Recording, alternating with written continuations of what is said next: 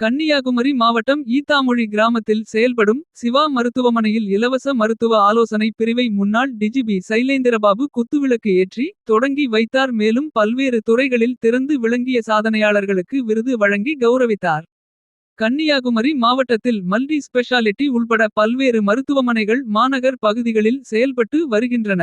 ஆனால் கிராமப்புறங்களில் கிளினிக் மட்டுமே செயல்பட்டு வரும் நிலையில் சிவா மருத்துவமனை என்ற மருத்துவமனை 15 ஆண்டுகளாக பல்வேறு சிறப்பு அம்சங்கள் கொண்டு ஈத்தாமொழி என்ற கிராமத்தில் செயல்பட்டு வருகிறது. இந்நிலையில் மருத்துவமனை நிர்வாகம் ஏழை எளிய மக்களுக்கு மருத்துவ சேவையை இலவசமாக அளிக்க வேண்டும் என்ற நோக்கில் புதிய இலவச மருத்துவ ஆலோசனை பிரிவை ஆரம்பித்தனர். இதனை முன்னாள் டிஜிபி சைலேந்திரபாபு சிறப்பு விருந்தினராக கலந்து கொண்டு இலவச மருத்துவ ஆலோசனை பிரிவை குத்து விளக்கு ஏற்றி தொடங்கி வைத்தார். மேலும் இது போன்று மருத்துவர்கள் ஏழை எளியவர்க்கு அனைத்துவித மருத்துவ பரிசோதனைகளையும் ஆலோசனைகளையும் வழங்குவது வரவேற்கத்தக்கது. நாட்டின் மருத்துவம், கல்வி, உணவு இவைகளை இலவசமாக கொடுப்பது நமது கடமை என தெரிவித்தார். மேலும் பல்வேறு துறைகளில் சிறந்து விளங்கிய சாதனையாளர்களுக்கு சான்றிதழ் வழங்கி கௌரவித்தார். இதில் பிரபல டாக்டர்கள், சாதனையாளர்கள், மருத்துவ கல்லூரி மாணவ மாணவியர்கள் கலந்து கொண்டனர்.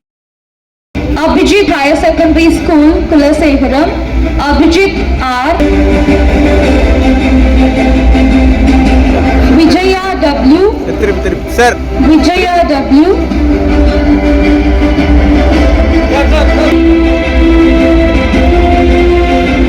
Binish by Y, Binish by S Nishantini, A Darwin Rani,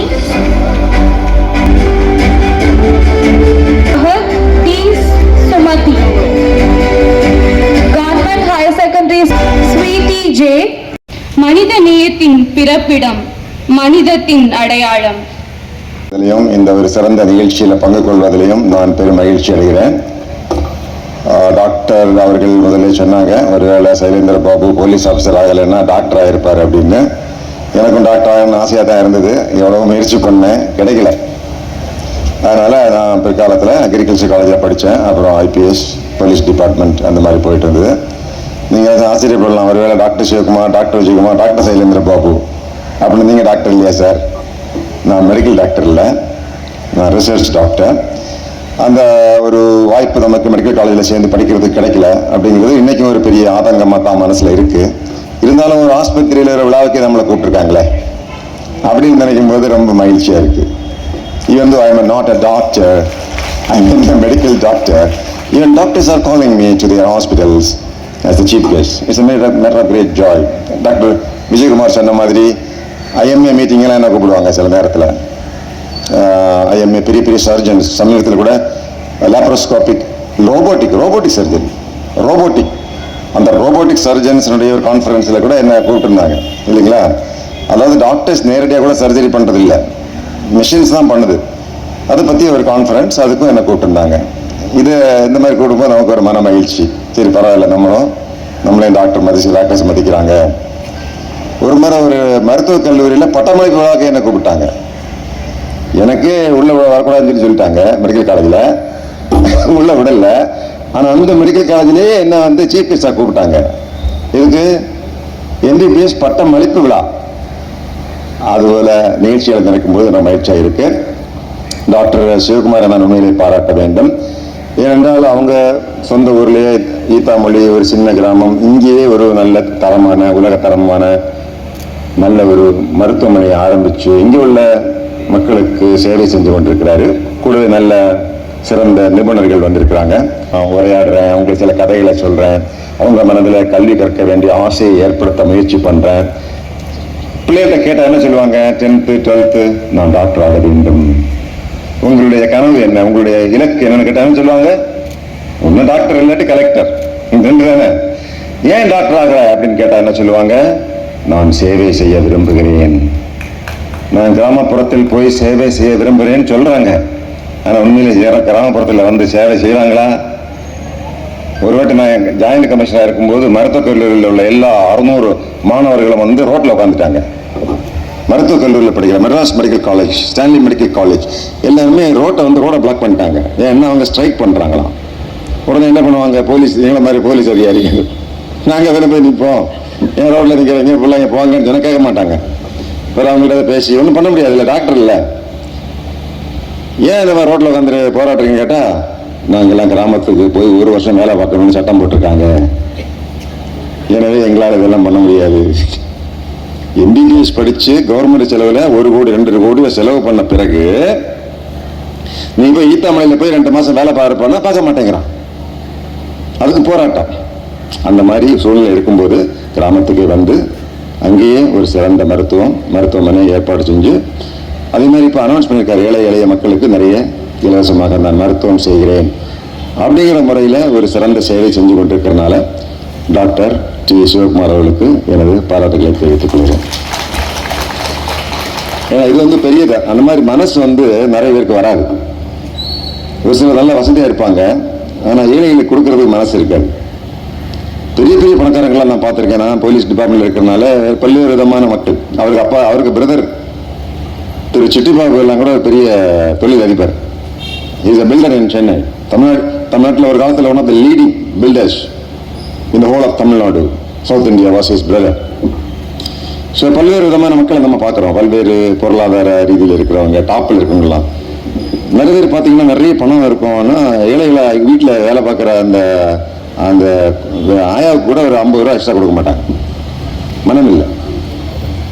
அப்படிப்பட்ட சூழ்நிலையில் நம்ம சமுதாயத்துக்கு திருப்பி கொடுக்கணும், கஷ்டப்பட்டவர்களுக்கு உதவி செய்யணும். இன்னைக்கு கூட பாருங்களேன், அரசு பள்ளியில் படித்த மாணவர்களுக்கு பாராட்டு, பரிசு, அவங்க உருவாக்கின ஆசிரியர் பெருமக்கள் அவங்களுக்கு அங்கீகாரம், அப்படிங்கிற முறையில் ஒரு நல்ல தொண்டு அவர் செஞ்சுட்டு இருக்கிறாரு. வேற பாராட்டுகிறேன். சமீபத்தில் பேப்பரில் படித்தேன், உலகத்திலேயே எந்த நாட்டு மக்கள் மகிழ்ச்சியாக இருக்கிறார்கள்? மன மகிழ்ச்சி.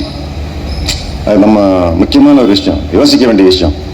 ஏன்னா நிறைய பேரை பார்த்தீங்கன்னா மகிழ்ச்சியாகவே இல்லை.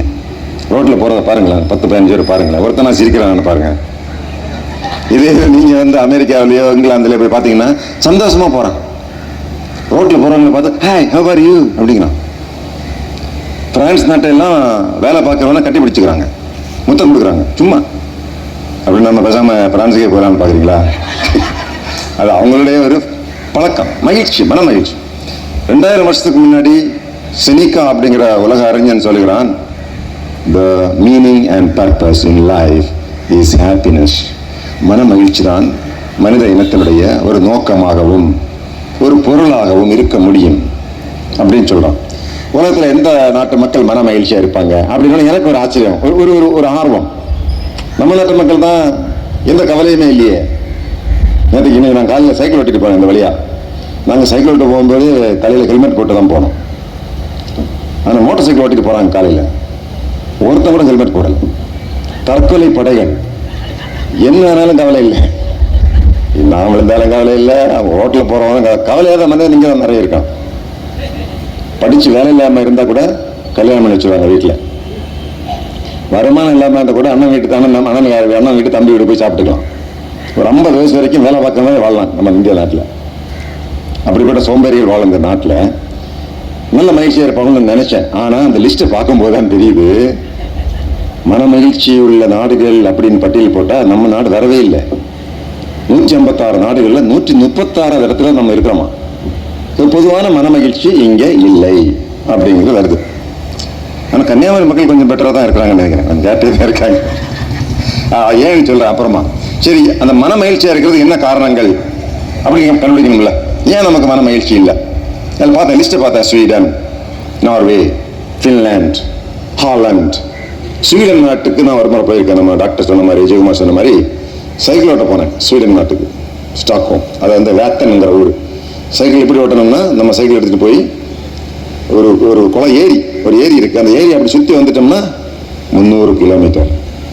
ஒரு ஏரியை சுற்றி நீங்கள் வந்துட்டீங்கன்னா, சைக்கிளில் வந்துட்டீங்கன்னா, அந்த ஏரியினுடைய சைஸ் பாருங்க. அப்போ 300 கிலோமீட்டர். கேட்டால் இது பெரிய ஏரி கிடையாது, இதோட பெரிய ஏரியெல்லாம் அங்கே இருக்கான், இதோட பெரிய குளமெல்லாம் இருக்கும். அவ்வளோ அவங்களுக்கு வந்து இயற்கை வசதி. அங்கே இருக்கிறதே ஒரு 9 மில்லியன், 90 லட்சம் மக்கள் தான் மொத்த நாட்டிலேயே. நார்வேயில் 50 லட்சம், ஸ்வீடனில் 90 லட்சம். நம்ம சென்னை மாநகரை விட கம்மியான மக்கள் தான் அங்கே இருக்காங்க.